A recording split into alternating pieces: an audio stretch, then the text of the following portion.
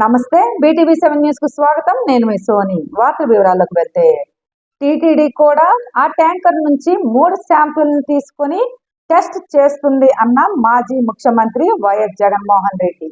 6 నెలలకు ఒకసారి రొటీన్గా జరిగే కార్యక్రమంలో ఎవరు L1గా వస్తారో వారికి ఇస్తారు. వాళ్ళు ప్రతి ఒక్కరూ కూడా వారు సప్లై చేసిన ప్రతి ట్యాంకర్తో పాటు, వెరీ ఇంపార్టెంట్ ఈ పాయింట్, వాళ్ళు సప్లై చేసిన ప్రతి ట్యాంకర్ నెయ్యితో పాటు వాళ్ళు NABL సర్టిఫై చేసిన సంస్థ నుంచి ప్రోడక్ట్ క్వాలిటీ సర్టిఫికేట్ తీసుకొని రావాలి. రూల్ వచ్చిన తర్వాత ఇక్కడ టీటీడీలో ఆ ట్యాంకర్లో నుంచి 3 శాంపుల్స్ తీసుకుని 3 రిపోర్ట్స్ పాస్ కావాలి. ఇది routine process, compulsory process for anybody. ఈ 3 టెస్టులు పాస్ అయిపోయిన తర్వాతనే ఏదైనా కూడా ప్రసాదంలో టీటీడీ వాడకంలోకి తీసుకుని వచ్చేదానికి బండిని ముందుకు పంపిస్తారు. ఆ 3 శాంపుల్స్ లో ఏది పాస్ కాకపోయినా కూడా ఆ బండి ముందుకే పోదు, ఆపేస్తారు, రిజెక్ట్ చేసేసి వెనక్కి పంపించేస్తారు. దట్ ఈస్ ప్రక్రియ. This is compulsory. మరి నేను అడుగుతా ఉన్నది ఒకటి, చంద్రబాబు నాయుడు, ఏదైనా కానీ రిజెక్ట్ అయిపోతే అసలు వాడే అవకాశమే లేదు, వాడే పరిస్థితి లేదు. అలాంటప్పుడు అది వాడారని, అవి నాసిరికమని, అనిమల్ ఫ్యాట్ అని ఇలా రకరకాలుగా చెప్పడం అబద్ధాలు కాదా? ధర్మమేనా? న్యాయమేనా? గ్రామాల్లో ఇల్లు లేని అందరికీ ఇల్లు కట్టించే బాధ్యత మా ప్రభుత్వం తీసుకుంటుంది అన్న సీఎం చంద్రబాబు నాయుడు. రెండో ఇల్లు మద్దిరాలపాడులోనే, ఈ ఊర్లోనే ఒక అలుదాసు శ్రీను, బీసీ గౌడ కులస్తుడు, భూమి లేదు, వేరే ప్రాంతాల నుంచి ఈ ఊరుకొచ్చి సెటిల్ అయ్యాడు. భార్యాభర్త ఇద్దరు పండ్లు అమ్ముకుని ఒక 400-500 రూపాయలు సంపాదించుకుని వాళ్ళు ఎంత ధైర్యంగా ముందుకు పోయారంటే, 2 పిల్లలుంటే ఇద్దరిని ఇంజనీరింగ్ చదివిస్తున్నారు. ఇంజనీరింగ్ 2వ సంవత్సరం ఒక అబ్బాయి, మొదటి సంవత్సరం ఒక అబ్బాయి. అప్పు చేసి పిల్లల్ని చదివించారంటే మనస్ఫూర్తిగా కుటుంబాన్ని అభినందిస్తున్నాను, కంగ్రాచులేషన్స్ కూడా తెలియజేస్తున్నా. ఇదొక స్ఫూర్తి. నేను ఆ అబ్బాయి చూశాను, ఇల్లు కూడా 40 ఏళ్లే, అతను 45 సంవత్సరాలు, భార్యకు 40 సంవత్సరాలు. అప్పుడే షుగర్ వచ్చింది. ఏంటా ఈ వయసులో షుగర్ అంటే? ఎక్కువ టెన్షన్ అయిపోయింది అన్నాడు. నీకు టెన్షన్ దేనికోసం అంటే, పిల్లల్ని చదివించాలి, మళ్ళీ నేను ఇలాంటి పనులన్నీ చేయాలి, నేను పోయి పళ్ళు తీసుకొస్తాను, నా భార్య అమ్ముతుంది, దీనివల్ల పిల్లల్ని చదివించి పైకి వస్తున్నాం అంటే ఇల్లు లేదంటే ఇల్లు శాంక్షన్ చేయమన్నాను. ఇంటి జాగా కూడా లేదు. ఇప్పుడే సర్పంచ్ గారు ఇక్కడ ఉన్నారు, కలెక్టర్ గారు ఉన్నారు. కనీసం ఈ ఊర్లో 200 మందికి ఇంటి జాగాలు ఇచ్చి ఇండ్లు కట్టించాల్సిన బాధ్యత ఉంది. ఇమ్మీడియట్ గా ల్యాండ్ ఎక్విజిషన్ చేసి ఎంతమంది ఉంటే ఎన్యూమరేట్ చేయండి, ఆ ల్యాండ్ కూడా అక్వైర్ చేయండి, అందరికి ఇండ్లు కట్టించే బాధ్యత తీసుకుందాం. ఇమ్మీడియట్ గా ప్రారంభించమని కూడా చెప్తున్నా.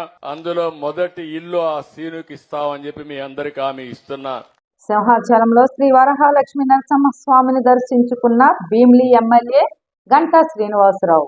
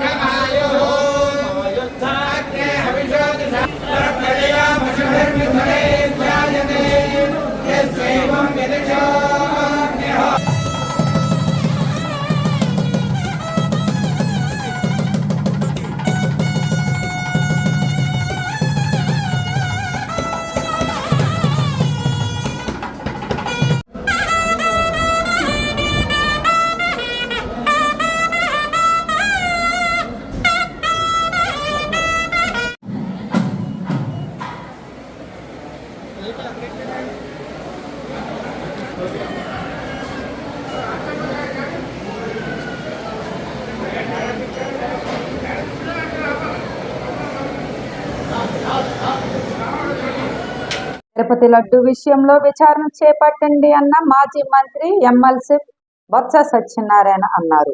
దాంతో ప్రసాదాలు చేయలేదు అని చెప్పారు. ఇవాళ కూడా సాక్షాత్ చెప్పారు. గత ప్రభుత్వాల్లో ఒక ఆచారం ఉంది, మా ఎప్పటి నుంచో టీడీలో ఒక ఆచారం ఉంది. ఏ ట్యాంకర్ అయినా వస్తే దాన్ని వచ్చి మన టెస్ట్ చేయడము, వివిధ ల్యాబుల్లో వచ్చే దానికి క్రాస్ చెక్ చేయడము, అది వాస్తవం అయితే బాగుంటే మన టీడీ నామ్స్ ప్రకారం ఉంటే దాన్ని వచ్చి ఎలా చేయడము, లేకపోతే రిజెక్ట్ చేయడము. రిజెక్ట్ చేసిన కానీ మోతాదుకు మించి వస్తే దాని మీద వచ్చి వాళ్ళ మీద శాఖాపరమైన చర్యలు తీసుకోవడము, నిబంధనల ప్రకారం చేయడం అనేది పోయి మరి నేను పురపరాలకు పోతే ఇంకా మళ్ళీ అది బాగోదు. ఇది కదా అనుమతి వస్తుందే. జగన్మోహన్ రెడ్డి గారి ప్రభుత్వంలోనూ 18 ట్యాంకర్లు రిజెక్ట్ చేశారు. అంతకుముందు చంద్రబాబు నాయుడు గారి ప్రభుత్వంలోనూ 14 ట్యాంకర్ని రిజెక్ట్ చేశారు. ఇది వాస్తవం కాదా? ఇవి లెక్కలు తప్ప? ఎందుకు ఇది? అవసరం లేని సందర్భాన్ని, అవసరం లేని సమస్యను తీసుకొచ్చి ఈ రకంగా ప్రజల మనోభావాలతోని, ఎందుకంటే ప్రపంచంలోనే మన శ్రీవారికి మన సాక్షాత్తు వెంకటేశ్వర స్వామికి ఉన్న ఆదరణ, ఆయన మీద ఉన్న భక్తి, ఆయనకున్న భక్తులు, మరి ఎవరికి ఏ ఒక్క మతంలో కానీ ఏ ఒక్క లేదు చెప్పుకోవడానికి మనందరం కూడా గర్వపడుతున్నాం. ఆ నమ్మకానికి మనందరం కూడా తలవంచవలసిందే. అటువంటి దేవుడి మీద, దైవ ప్రసాదం మీద ఇలాంటి చర్చ జరగడం అనేది చాలా బాధ అనిపిస్తుంది. చాలా తప్పు. అధికారం ఉంది, వాస్తవాలు విషయాలను బయటికి తీసుకొచ్చిన తర్వాత మీరు మాట్లాడితే బాగుండేది. అందులోనూ రాజకీయ ఉపన్యాసంలో మీరు మాట్లాడింది ఎక్కడ? రాజకీయ ఉపన్యాసం. మీ 100 రోజుల తాలూకా మీ చరిత్ర చెప్పుకోవడానికి, మీ ఘనతని మీరు చెప్పుకోవడానికి పెట్టిన సమావేశంలో. వాస్తవం కాదా? చెప్పండి. తప్పు కాదు. ఇగో ఈ 100 రోజుల్లోనూ శాంతి భద్రతను చక్కగా పరిపాలించాం. ఎక్కడ 30 హత్యలు జరిగాయని చెప్పని మరి ఆరోపిస్తుంది వైసీపీ పార్టీ. కానీ ఎక్కడ ఒక హత్య కూడా, రాజకీయ హత్య కూడా జరగలేదు. ఈ 100 రోజుల్లోనూ ఎక్కడ బాలికల మీద వచ్చే అత్యాచారాలు జరిగాయి, ఒక 50 అత్యాచారాలు జరిగాయని డేట్లతో సహా ఇస్తున్నారు. కానీ వాస్తవం కాదు. ఈ 100 రోజుల్లోనూ మేము ఇంతకు ముందు కంటే మధ్యాహ్న భోజన పథకంలో బ్రహ్మాండమైన భోజనం పెట్టాం. కానీ అది ప్రతిపక్ష పార్టీ లేదు, కలుసు ఆహారం పెట్టారని చెప్పని మరి ప్రజల్లో లేనిపోయిన రాయిస్తున్నారు. వాస్తవం కాదని చెప్పండి. జరిగే లేదు ప్రజల ముందు పెట్టండి. ప్రజల నాణ్యతలు ప్రజలు తెలుసుకుంటారు. లేదు మేము ఆరు హామీలు ఇచ్చాము. ఈ 6 హామీల్లోనూ మరి ఇవాళ ఒక్క హామీలే ఇప్పటివరకు నెరవేర్చాం. మిగతా హామీలు వచ్చి తర్వాత నెరవేరుస్తాం. ఆర్థిక పరిస్థితులు వచ్చి బాగులేవు, 10 లక్షలు అప్పు చేసింది అని చెప్పారు. సింహాచల దేవస్థానం ప్రసాదాలు, అన్నదాన సరుకులు తనిఖీ చేసిన Bheemili MLA Ganta Srinivasarao. Local temple rates, local market rates, major temple rates తీసుకొని స్టేట్మెంట్ వేసి RDC garu district civil supply officer గారి సమక్షంలో నెగోషియేషన్ చేస్తాం సార్. ఆ రేట్స్ నెగోషియేషన్ సరిగ్గా అయిపోయిన తర్వాత కమిషనర్ గారికి మనం ఎప్పుడు పంపిస్తాం సార్. ఈలోపు చైర్మన్ గారు ఎప్పుడు కూడా తీసుకుంటాం సార్. కమిషన్ ఆర్డర్ ఇచ్చిన తర్వాత వాళ్ళకి వర్క్ ఆర్డర్ ఇస్తాం సార్. అది సార్ మొన్న మార్చిలో మీకు ఎలక్షన్ కోడ్ లేదా? మార్చి సెంటర్ మార్చిలో ఫైనల్ చేసుకోవడం కదా. ఎలక్షన్ కోడ్కి ముందే సార్ 3 నెలల ముందు పిలుస్తాం సార్ టెండర్స్. అప్పుడు టెండర్ అయిపోయింది సార్. 3 నెలల ముందే మనం 90 డేస్ ముందు మనం ప్రాసెస్ చేస్తున్నాం సార్. ఎలక్షన్ కోడ్ కన్నా ముందు 3 నెలల ముందు ప్రాసెస్ చేస్తున్నాం సార్. అది సార్. ఇప్పుడు ఎవరు main supply Srinu, Suryakumari agencies, Manikanta agency, Sai Manikanta agency Vijayawada sir. వాళ్ళు ఏం చేస్తున్నారు? వాళ్ళు కూడా కొన్ని 108 ఐటమ్స్ సార్ మొత్తం మనకి. 108 ఐటమ్స్లో కొన్ని ఐటమ్స్ వెళ్ళి కొన్ని ఐటమ్స్ వాళ్ళకి వచ్చింది సార్. కొన్ని మన సెంటిమెంట్ ఎందుకు వేలాది మంది భక్తులు వస్తారు. దేవుడి మీద భక్తి, గౌరవం, సాంప్రదాయం దాని వెళ్ళే చివరికి దేవుడి ప్రసాదం వచ్చి మనం చెప్పే నేపాల్ దగ్గర నుంచి మొత్తం మీరు ఈ 300-200 రూపాయలకి ఇచ్చేటప్పుడు ఈ క్వాలిటీ ఇట్లాంటి ఏంటి ఎట్లా మొత్తం ఈరోజు అమూల్లో లేకపోతే విశాఖ దగ్గర లేకుండా నెయ్యి 3 రోజులకు ఇస్తారు 250 రూపాయలు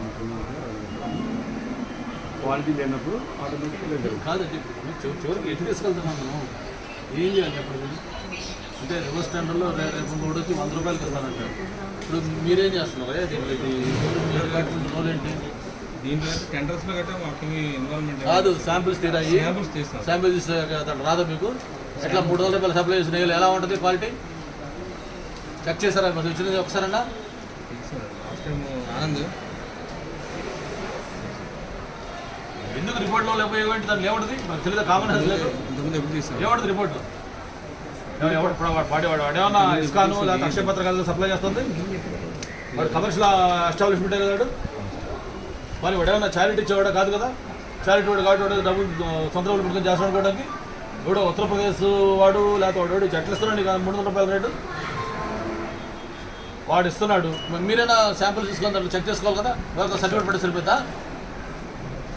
జనరల్గా మేమైతే సెల్యులర్ శాంపిల్స్ చేస్తాం. కాదు, సర్వే శాంపిల్స్ కాదు. ఇప్పుడు మీకు ఎప్పుడన్నా ఇటువంటి స్టోర్కి వచ్చి ఒకసారి శాంపిల్ సర్ప్రైజ్ తీసుకొని మీరు ల్యాబ్లో చేసి తప్పనిసరి ఇప్పుడు చెప్పారు మీ డిపార్ట్మెంట్ కూడా. ఏంటిది ఎవరితో చెలగడం అనుకుంటారు మీరు? ఫస్ట్ కామన్ సెన్స్ కదా. 340 రూపాయలు 350 రూపాయలకి నెయ్యి ఇస్తున్నా అంటే ఈరోజు ఎవడు నమ్ముతాడు దాన్ని? ఎలా అవుద్ది?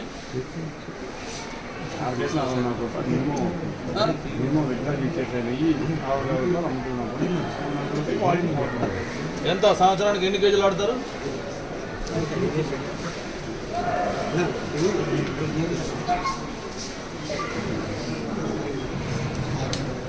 ఈ సంవత్సరం తక్కువ ఉందండి ఇక్కడ.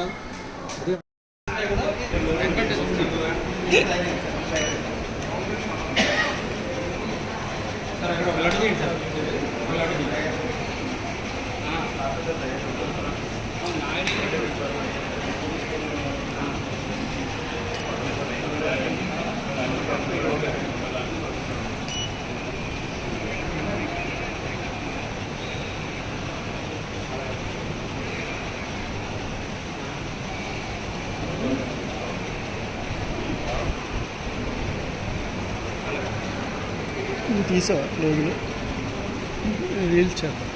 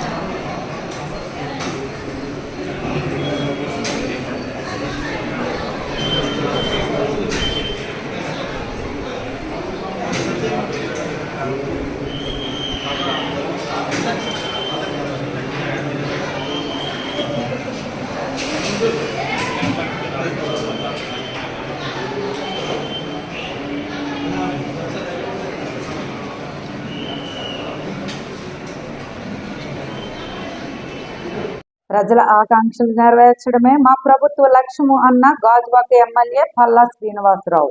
నాయకులైనటువంటి గవర్నీలు ప్రొఫెసర్ అప్పారావు గారికి, అలాగే బీజేపీ ఇన్ఛార్జ్ అయినటువంటి గాజువాక ఇన్ఛార్జ్ కన్నారెడ్డి నరసింహరావు గారికి, అలాగే మా సోదరిమణి ఈ వార్డు అధ్యక్షులైనటువంటి జనసేన అధ్యక్షురాలు సోదరిమణి రొయ్య రత్న గారికి, అలాగే సీనియర్ నాయకులు సోదరులు మా రమణారెడ్డి గారికి, అలాగే నిర్వాసిత నాయకులు పులి రామారెడ్డి గారికి, సోదరులు తెలుగుదేశం పార్టీ ఈ వార్డు ఇన్ఛార్జ్ అయినటువంటి మా గాంధీ గారికి, అలాగే ఈ వార్డు ప్రెసిడెంట్ అయినటువంటి Telugu Desam party ward president Vasu గారికి, అలాగే కృష్ణ గారికి, సెక్రటరీ అయినటువంటి కృష్ణ గారికి, మహిళా అధ్యక్షుడైనటువంటి సోదరిమణి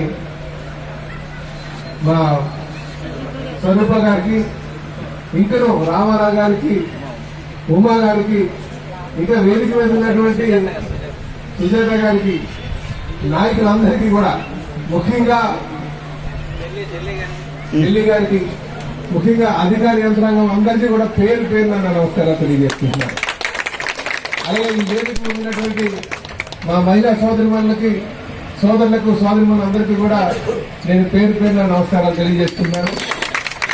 అలాగే విలేకరు సోదరులకి ప్రత్యేకంగా ధన్యవాదాలు తెలియజేసుకుంటూ, అలాగే ఎటువంటి అసంఘటన అంటే ఎటువంటి అవంఛనీయటువంటి సంఘటనలు జరగకుండా ఉండాలని మరి ఇక్కడ నిరంతరం ఉన్నటువంటి పోలీస్ అధికారులు కూడా ఈ సందర్భంగా నేను ధన్యవాదాలు తెలియజేస్తున్నాను.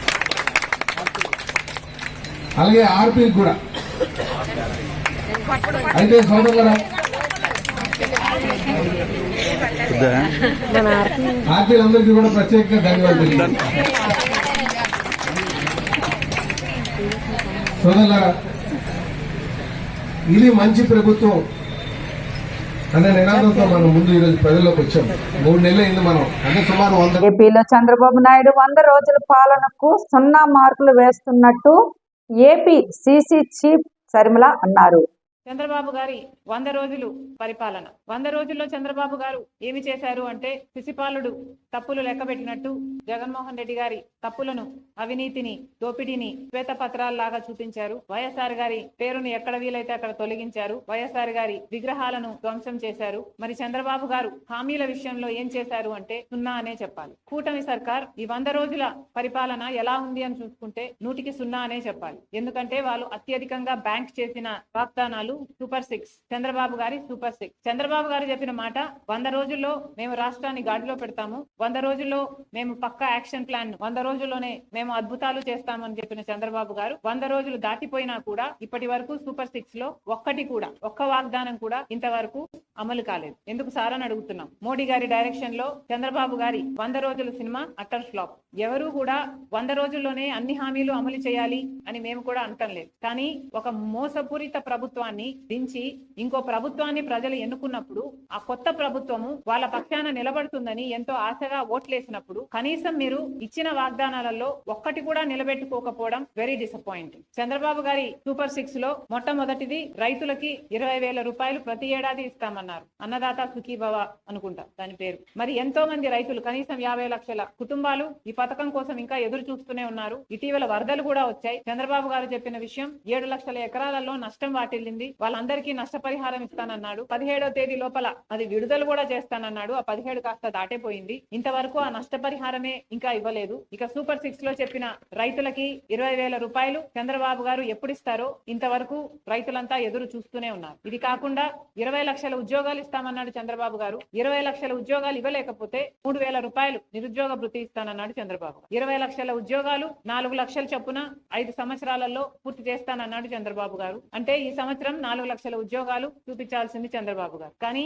ఇచ్చింది 16,000 ఉద్యోగాలకు మాత్రమే. మిగతా ఉద్యోగాలు ఎలా ఇస్తున్నారు, దాని ప్రణాళిక ఏమిటి? కోచింగ్ల కోసం తయారయ్యే బిడ్డలు ఎంతో మంది ఉన్నారు. లక్షలలో ఈ బిడ్డలంతా ఎదురు చూస్తున్నారు వాళ్ళకు ఉద్యోగాలు వస్తాయి అని. లేకపోతే ఉద్యోగాలు రాకపోతే కనీసం 3,000 రూపాయలు నిరుద్యోగ భృతి మీరు ఇస్తామన్నారు. అది ఎప్పుడు ఇస్తారో దాని కార్యాచరణ ఏది ప్రకటించలేదు. మీరు గత టర్మ్ తీసుకున్న 2014లో చంద్రబాబు గారు ముఖ్యమంత్రి అయినప్పుడు 2,000 రూపాయలు నిరుద్యోగ భృతి అని అప్పుడు కూడా చెప్పారు. కానీ అది గాలి కొట్టుకోపోయి. ఈసారి కూడా నిరుద్యోగ భృతి 3,000 రూపాయలని మీరు మేనిఫెస్టోలో చెప్పారు. ఇది కూడా కొట్టుకోబోతుందో ఏమో అని మా ఆందోళన. ఇది కాకుండా తల్లికి వందనం అనే స్కీమ్ కింద ప్రతి బిడ్డకు, తల్లికి ఎంతమంది బిడ్డలు ఉంటే అంతమంది బిడ్డలకు, చంద్రబాబు గారి మాటల్లో చెప్పాలంటే ఒకరైతే ఒకరికి, ఇద్దరైతే ఇద్దరికి, ముగ్గురైతే ముగ్గురికి, నలుగురైతే ఏకంగా 60,000 రూపాయలు అని చెప్పారు చంద్రబాబు. తల్లికి వందనం పథకం ఏమైంది? తల్లికి బిడ్డలకి పంగనామాలు పెట్టే కార్యక్రమం ఏమైనా చేస్తున్నారా? స్కూల్ ఫీజులు కట్టుకునే సమయం అయిపోయింది. మరి ఎప్పుడు చంద్రబాబు గారు దీన్ని అమలు చేస్తారో కలలో ఒత్తులేసుకుని బిడ్డలు తల్లులు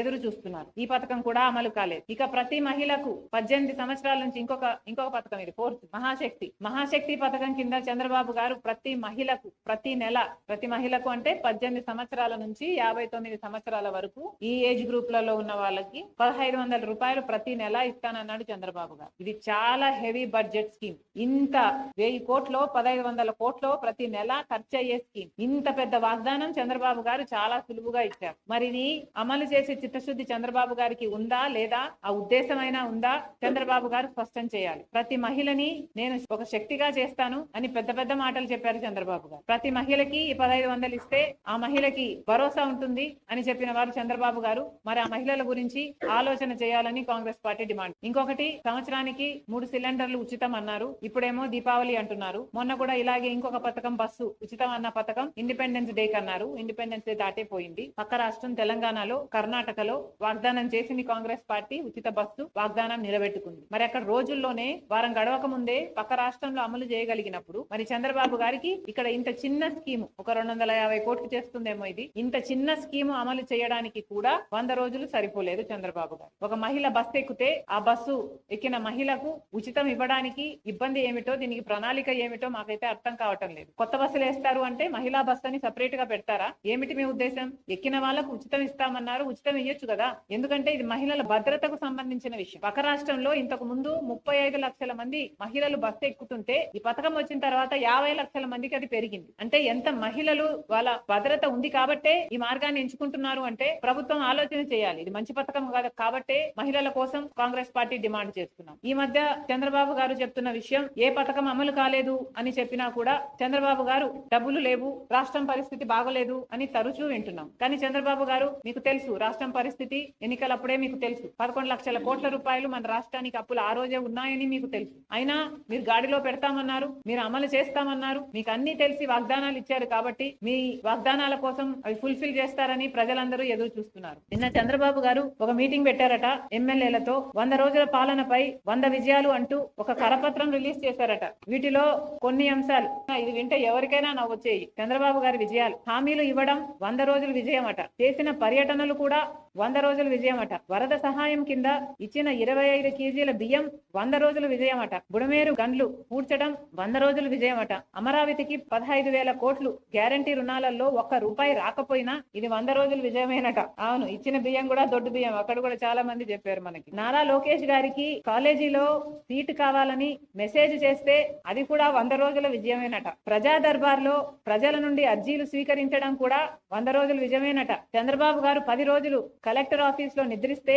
అది 100 రోజుల విజయమేనట. సౌదీ అరేబియా నుంచి ఒక తెలుగు కుటుంబాన్ని తిరిగి స్వస్థలానికి రప్పిస్తే అది 100 రోజుల విజయమేనట. విశాఖ స్టీల్ లో కేంద్ర మంత్రి పర్యటిస్తే అది కూడా 100 రోజుల విజయమేనట. గత ప్రభుత్వం అమలు చేసిన పథకాల పేర్లు మార్చడం కూడా 100 రోజుల విజయమేనట. చంద్రబాబు గారికి నేను గుర్తు చేయాల్సిన అవసరం లేదనుకుంటా. ముఖ్యమంత్రిగా చంద్రబాబు గారికి ఎన్నో బాధ్యతలు. ఆ బాధ్యతలన్నీ మీరు విజయాలనుకుంటే మేము చెప్పగలిగింది ఏమీ లేదు. సిపిఐఎం దివంగత నేత సీతారాం యేచూరికి బీఆర్ఎస్ వర్కింగ్ ప్రెసిడెంట్ కేటీఆర్ నివాళులర్పించారు.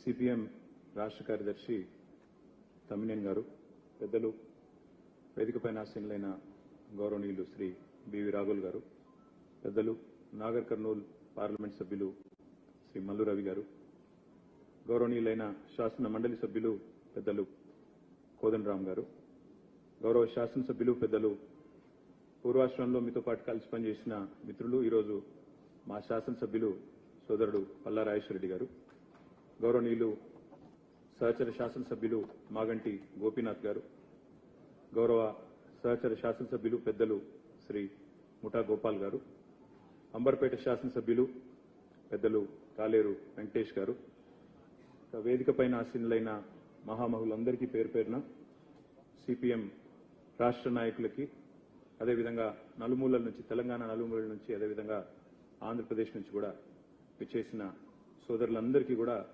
హృదయపూర్వకంగా నమస్కారం. కామ్రేడ్ సీతారాం గారికి మరొకసారి మా పార్టీ తరఫున కూడా హృదయపూర్వకంగా వినమ్రంగా వారికి జోహార్లు అర్పిస్తూ, పదవుల చుట్టూ పరిభ్రమించే ఈనాటి రాజకీయాల్లో మరి స్థిరంగా సిద్ధాంతం చుట్టూ నిలబడ్డ నిబద్ధత ఉన్న నాయకుడు గౌరవనీయులు శ్రీ సీతారాం యెచూరి గారు. విశాఖ జిల్లా పెందుర్తి, గోపాలపట్నం పరిసర ప్రాంతాల్లో దొంగతనాలకు పాల్పడుతున్న 3 దొంగలను అరెస్టు చేసిన పెందుర్తి పోలీసులు. Good afternoon to all media and electronic media. ఈరోజు ప్రెస్ మీట్కి కారణం ఏంటంటే రాత్రిపూట దొంగతనాలు చేసిన దాంట్లో అరెస్ట్ గురించి అందులో 3 అరెస్ట్ చేశాము. అసలు ఇది నేరం ఎలా జరిగిందని అంటే ఇక్కడ పాపేరాజపాలెంలో శివగాయత్రి నగరం అనే ఇంట్లోని అక్కడ జరిగింది. వీళ్ళు ఇంటి వాళ్ళు ఈ కంప్లైంట్ అంటూ వీళ్ళు పారుపూడి నాగేశ్వరరావు గారు వీళ్ళు వచ్చేమో క్యాంప్ వెళ్ళారు. వీళ్ళు క్యాంప్ వెళ్ళి ఎక్కడికి వెళ్ళారంటే శ్రీరంగం గురించి బయలుదేరి వెళ్ళారు. ఆ తర్వాత అక్కడి నుంచి వెళ్తున్నప్పుడు మధ్యలో అన్నవరం కూడా వెళ్ళారు. అన్నవరం వెళ్తున్నప్పటికీ వీళ్ళ అబ్బాయి కూడా ముందు రోజు వచ్చాడు. వచ్చి చూసుకుని మళ్ళీ అబ్బాయి వెళ్ళిపోయాడు ఏదో పని చూసుకుని. ఆ తర్వాత మళ్ళీ ఈ వాళ్ళ ఇంటి పక్కన ఒక ఆవిడ ఉంటారు. ఆవిడ వచ్చామో ఈ పూల మొక్కలకి అది వచ్చామో నీళ్లు వేయడము అది చేయమని చెప్పారు. ఆవిడ వచ్చి చూసుకున్నది. చూసుకున్న తర్వాత మరుసటి రోజు ఎవరో చూసే రోజుకి ఇంటి తలుపులు మెయిన్ డోర్ తలుపులు వచ్చేమో బ్రేక్ చేస్తున్నాయి. ఆ తర్వాత వాడు బ్రేక్ చేసి లోపలికి ప్రవేశించి ఇంట్లో బీరువాలో ఉన్న గోల్డ్ ఐటమ్స్, సిల్వర్ ఐటమ్స్ దొంగిలించడం జరిగింది. ఇందులో గోల్డ్ ఐటమ్స్ సుమారు 3.5 తులాలు దొంగిలించారు. అలాగే 45 తులాలు వెండి దొంగిలించారు. ఆ తర్వాత నేను మాకు వాళ్ళ కంప్లైంట్ ఇవ్వగా పదపూడి నాగేశ్వరరావు గారు కంప్లైంట్ ఇవ్వడంతో మేము కేసు రిజిస్టర్ చేస్తాము. ఆ తర్వాత మా సిపి గారు ఉత్తర్వుల మేరకు మా DCP crime madam Latha Madhuri garu, మా ACP garu incharge ACP garu Venkatarao garu, additional DCP crimes Mohan Rao garu వీళ్ళందరూ ఆదేశాల మేరకు మేము టీంని ఏర్పాటు చేసి వీళ్ళని పట్టుకోవాలని ఇది చేస్తాము. దీంట్లో మాకు వచ్చిన క్లూస్ దేని ప్రకారం అని అంటే మాకు ఫింగర్ ప్రింట్స్ ఇందులో టాలీ అయ్యాయి. ఒక 21 వేల ఫింగర్ ప్రింట్స్ టాలీ అయ్యాయి. దాని ప్రకారం మేము వచ్చేమో టీంని పంపించి గుంటూరు పరిసర ప్రాంతాలు అన్నిటి పంపించి అన్ని వెరిఫై చేయించాము. ఆ తర్వాత ఇందులో మాకు 3 ముద్దాయిలన్నీ తేలింది. ఆ 3 ముద్దాయిలు ఎవరంటే ఒకరు మరి రవికుమారు, ఇతను 32 సంవత్సరాల వయసు. ఇతను నేటివ్ ప్లేస్ వచ్చేమో బొబ్బులి, ప్రజెంట్ గుంటూరులో ఉంటాడు. అతను ఇంతకుముందు మరి రవికుమార్ చాలా నేరాల్లో మనకి వైజాగ్లో చేశాడు, అలాగే ఒంగోలులో కూడా చేశాడు, విజయవాడలో కూడా నేరాలు చేశాడు. మనకి ఇంతకుముందు ఇక్కడ కంచరపాలెము, కోర్టు టౌన్ వాటి కేసుల్లో కూడా ఇతను జైలు శిక్ష అనుభవించి అన్ని ఒంగోలులో కూడా అలాగే జైలు శిక్ష అనుభవించాడు, విజయవాడలో కూడా జైలు శిక్ష అనుభవించాడు. ఈ వార్తలు ఇంతటితో సమాప్తం. రేపు మళ్ళీ ఇదే సమయానికి మరిన్ని వార్తలతో కలుసుకుందాం.